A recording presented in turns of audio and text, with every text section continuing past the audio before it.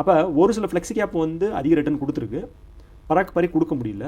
அதுக்கு என்ன ரீசன் சொல்லி எவாலுவேட் பண்ணோம் அப்படின்னா, அதில் வந்து ஃபஸ்ட்டு ரீசன் வந்து அவங்களுடைய போர்ட்ஃபோலியோ. இப்போ அவங்களுடைய போர்ட்ஃபோலியோ பார்த்தோம் அப்படின்னா, அவங்களுடைய போர்ட்ஃபோலியோவில் மெயின் வந்து IT sector, servicing, consulting almost 15% holding வந்து வச்சுருக்காங்க. இவங்களுடைய ஐடி ஹோல்டிங் வந்து ரொம்ப அதிகமாக இருக்குது.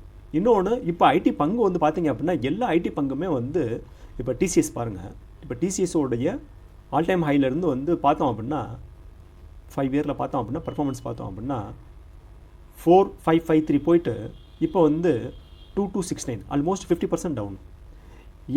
ஐடி சர்வீஸில் டிசிஎஸ் மட்டும் கிடையாது, எல்லா ஸ்டாக்குமே வந்து ஐடி ஸ்டாக் பார்த்தீங்க அப்படின்னா டிசிஎஸ் வந்து 50% டவுன், இன்ஃபோசிஸ் வந்து 45% டவுன், ஹெச்சிஎல் வந்து 40% டவுன்.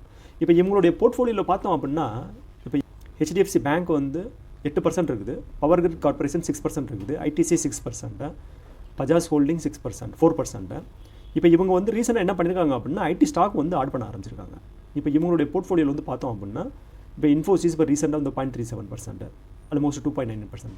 இப்போ இவங்களுடைய போர்ட்ஃபோலியோவில் வந்து டிசிஎஸ் இருக்குது, இன்ஃபோசிஸ் இருக்குது, ஹெச்சிஎல் இருக்குது. இது எல்லாமே வந்து இந்த ஐடி பங்கு வந்து விழுக வந்து பை அண்ட் டிப்பில் வாங்குற மாதிரி வந்து வாங்கியிருக்காங்க.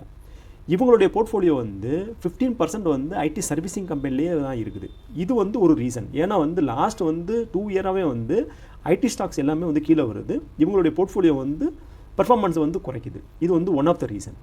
செகண்ட் ரீசன் சொல்லி பார்த்தோம் அப்படின்னா அவங்களுடைய ஓவராலாக வந்து ஹோல்டிங் பார்த்தோம் அப்படின்னா ஃப்ளெக்ஸி கேப் அப்படின்றது என்னது? ஃப்ளெக்ஸி கேப் அப்படின்றது ஃபண்ட் மேனேஜர் வந்து ஸ்மால் கேப்பில் இன்வெஸ்ட்மெண்ட் பண்ணுவாங்க, லார்ஜ் கேப்பில் இன்வெஸ்ட்மெண்ட் பண்ணுவாங்க, மிட் கேப்பில் இன்வெஸ்ட்மெண்ட் பண்ணுவாங்க. இப்போ பராக் பாரி ஃப்ளெக்ஸி கேப்போடைய போர்ட்ஃபோலியோ பார்த்தோம் அப்படின்னா லார்ஜ் கேப்பில் பார்த்தீங்க அப்படின்னா 66.8% தான் இருக்குது. இப்போ இதுவே வந்து ஸ்மால் கேப்பில் பார்த்தோம் அப்படின்னா 4.2%.